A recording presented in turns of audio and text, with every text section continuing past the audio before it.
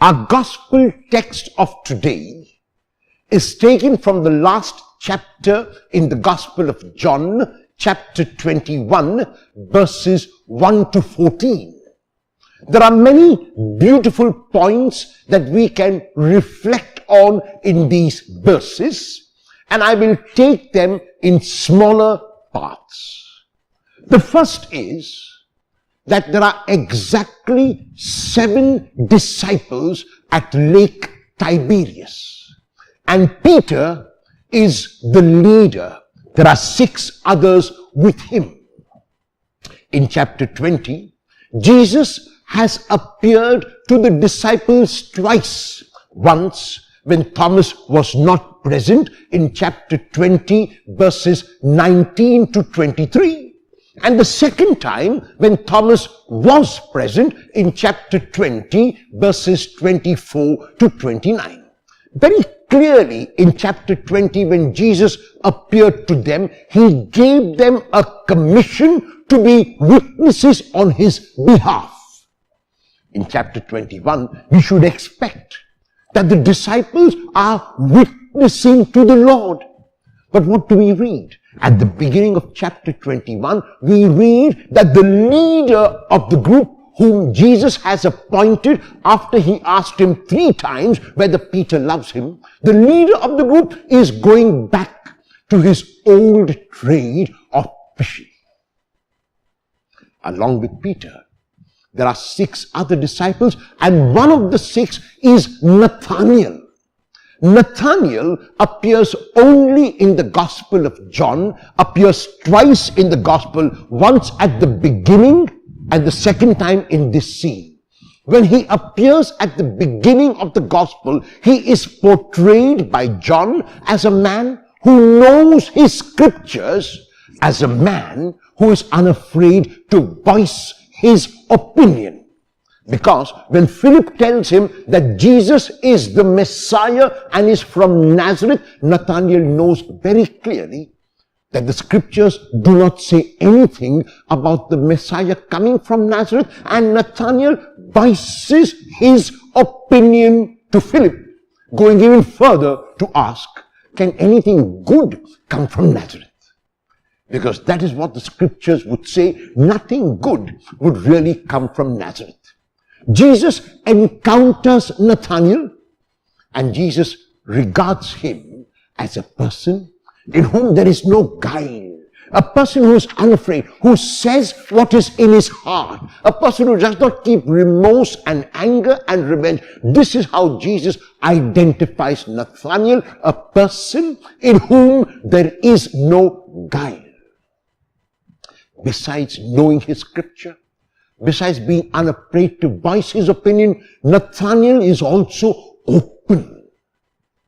Because even though he knows his scripture, even though he knows what the scripture says, this experience of Jesus leads him to understand that Jesus is indeed the Messiah.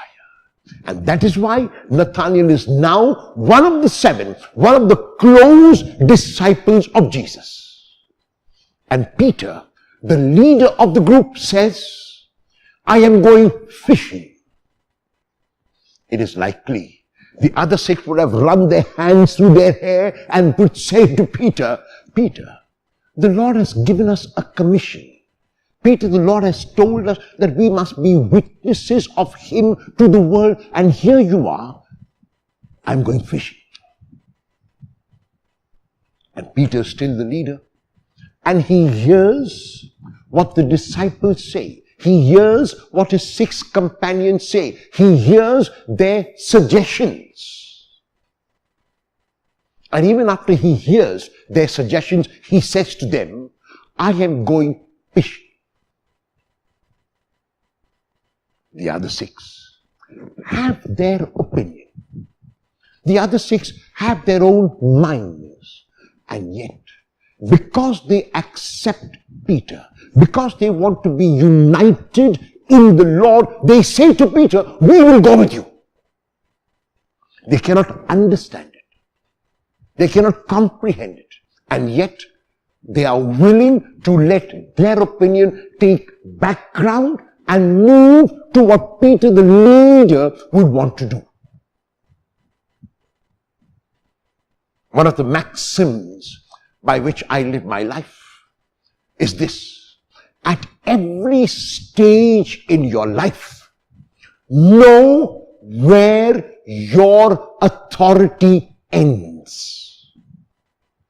The 6 disciples knew that their authority ended when they made suggestions. They made suggestions, they were detached from those suggestions. Peter was the leader and Peter would make the decision. Often we forget when we are in a particular position that we are only suggestion makers and not decision takers. Sometimes in a family, it is the husband who makes the decision. At other times, it is the wife who makes the decision. At other times, it is even the children who make the decision. And at still other times, the parents together make a decision. Every one of us must know, whether in our homes, whether in our places of work, whether in our neighborhoods, whether in our travel, whether on the street, where our authority ends. If we know that, and if we know that at times we are suggestion makers, at other times we are decision takers, then there will be no consternation. Then there will be no heartburn. Then we will be at peace at every single moment. The 6 disciples know where their authority ends, and so Peter makes the decision and they say to him, "We will go with you." And even as the 7 go, some of them expert fishermen are unable to catch anything. The text says they fished all night and caught nothing. Now the other 6 could have turned to Peter and said, "We told you not to go," but they don't do that. If they had said to Peter, "We told you not to go," it would mean that they did not know where their authority ended. But the other 6 accept responsibility for the failure of this mission, and it's not surprising that they failed, because they were unaware of the presence of the Lord. They did not take the presence of the Lord with them, and that is why they could catch nothing. The second scene is where Jesus is always present, where Jesus had been present, but the disciples were unaware. And even as they are continuing their endeavor, Jesus asks them if they have caught anything, and they say no. We have caught nothing. They don't know yet that it is Jesus. They are not aware yet that it is the Lord. And then Jesus makes a request of them to cast the net on the right side. The right side is considered the favorable side, the side of authority, the side of honor. And so they listen to the instruction of the stranger because they do not know it is Jesus. And they cast the net on the right side and they haul in a great catch of fish. It is the beloved disciple who recognizes that it is the Lord and tells Simon Peter that it is the Lord. And Simon Peter, impetuous as often he is, jumps into the water and wants to go toward the Lord. And they haul in the catch. And John mentions the number of fish which were caught. He says 153. The reasons why John gives 153 are many, but those which make most sense are that John was an eyewitness. And so the number is not a round figure, about 150, about 170, about 160, but exactly 153. Another explanation about 153 is because at that time, the time of Jesus, there were 153 species of fish. which had been identified by the Greek zoologists of that time. So in other words, what John is saying by giving us the number 153, that every kind of fish, every species of fish has place in the net of Jesus. And that this is the reasonable explanation is seen when further John the evangelist says, and the net did not break. What does he mean by the net did not break? He means that there is unity even in diversity. There are different species of fish. There are all kinds of fish, and yet they're all welcome into the net of Jesus. And despite being in the net of Jesus, there will be that unity. And that is why I say unity even in diversity. And this is our world. This is our church. This is the body of Christ. It does not matter what dress one wears. It does not matter what language one speaks. It does not matter how one addresses God.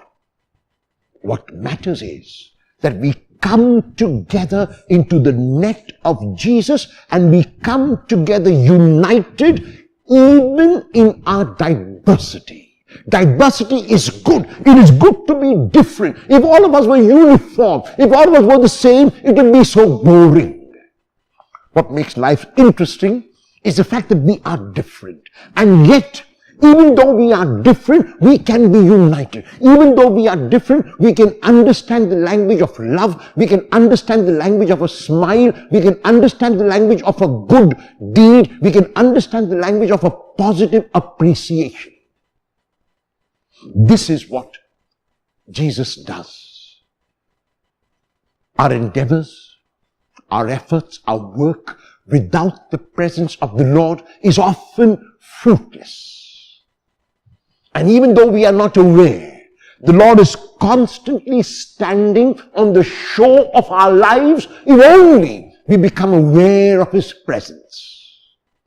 And even though, like the 7 disciples, and 7, because 7 is the perfect number, even though like the 7 disciples, we might cast our net all night and catch nothing, at one stroke, the Lord can make us haul in a great catch of fish. What is required is for us to realize that we are individuals, but not merely individuals. We are individuals, but within a community.